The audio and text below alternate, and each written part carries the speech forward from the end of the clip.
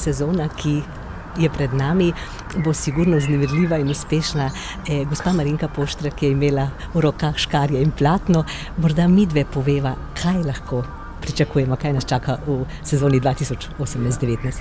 Ja, moram reči, da z Marinko zelo dobro sodelujeva, da nekako zbirava skupaj predstave, da imava enako okus in enake želje in obe se zavedava, kaj je poslanstvo gledališča. Mi smo že začeli sedaj s študijami 3 predstav. Najprej bomo v javnosti predstavili otroško predstavo, že dolgo nismo delali, čeprav si želimo, da bi lahko vsako leto, žal finančna sredstva nam to ne omogočajo, ampak konec junija 29. je že predpremiera predstave za otroke, Kdo je napravil Vitko Srajčico, avtor Boris A. Novak, po zgodbi Frana Levstika, ki je bo napol skoraj musical predstavo režira Katja Pegan, ki je režirala pred več kot desetletjem tudi Muco Copatarico, se pravi, potem že vsak ve, kaj lahko pričakuje.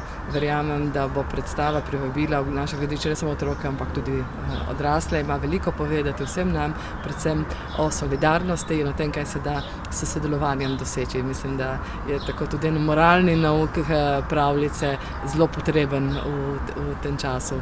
In premiera, oziroma predpremiera bo že junija. Premiera pa 6. septembra. Ja. Potem vzporedno delamo še 2 predstavi. Ena je Venera v krznu, avtorja Davida Ajvesa. Gre za zgodbo o odnosu med režiserjem in igralko. Vse to, kar se dogodi lahko na odru v tej kombinaciji, režira Primož Ekart, igralec in režiser, da zelo dobro pozna tako eno stran kot drugo stran.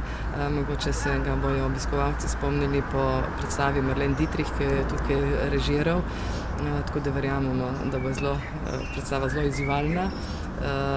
Tudi izzivalna za oba igralca, to je Vesna Peračič in Borut Veselko. Obenem pa že potekajo vaje tudi za zelo zanimiv tekst in tudi zelo potreben v današnjem času, to je Prerok Kalila Gibrana, ki pa govori o nečem drugem, govori o tem, v bistvu, kaj naša duša potrebuje na tem svetu, da bo srečna in zadovoljna. Nekako že Prerok pove ime, nekako govorite prilike, kaj je tisto, kar nas dela ljudi, kaj je tisto, kar bi vsi morali vedeti in početi, da bi bili srečni. Predstava bo v Stolpu Škrlovec, ki bo nekaj idealen ambient za take vrste predstave. Delamo pa to v koprodukciji z Slovenskim mladinskim gledališčem, Slovenskim stalnim gledališčem iz Trsta in Zavodom Senzorium, ki ga vodi tudi režiserka Barbara Pjajenič. Gre pa Zavod Senzorium, poznam po tem, oziroma Barbara, da dela predstave, ki jih gledalec doživlja vsemi čuti. Tako da tukaj bo tudi tisti čuti, ki običajno velikokrat niso vključeni, to je vonj, verjetno bo igral specifično vlogo. Tako da se res veselimo, bo nekaj, verjamem, da bo nekaj posebnega. Potem konec leta zaključujemo prav na 100. obletnico Cankarjeve smrti s predstavo, ki jo bomo posvetili seveda njemu, se pridružujemo temu Cankarjevemu letu. Predstava bo nosila naslov Obzori.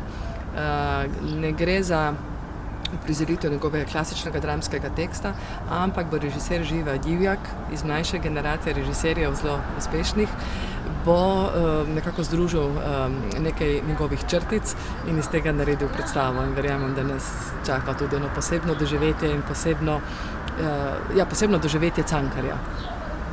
Sezono bomo potem pa zaključili kot vedno v marcu, pa z besedilom dramatika, ki ga naši obiskovalci že poznajo, to je Thomas Bernhard, en svetovno znanih, najbolj priznanih dramatikov. Mi smo pred 2 leti uprizorili Pred upokojitvijo in tudi dobili 3 nagrade na Borštnikovem srečanju. No, to kot pa režira takrat v režiji Mateje Koležnik, sedaj pa smo povabili k sodelovanju režiserko iz Beograda, tudi mlajša generacija, zelo prodorno, zelo uspešno, Snežano Trišič, ki so jo naši obiskovalci že imeli priliko spoznati, oziroma skozi predstavo Želine Mirčevske na lanskem tednu slovenske drame. Predstava je bila res izjemna in takrat nekako so se tudi Marinko odločili, da jo povabimo k sodelovanju.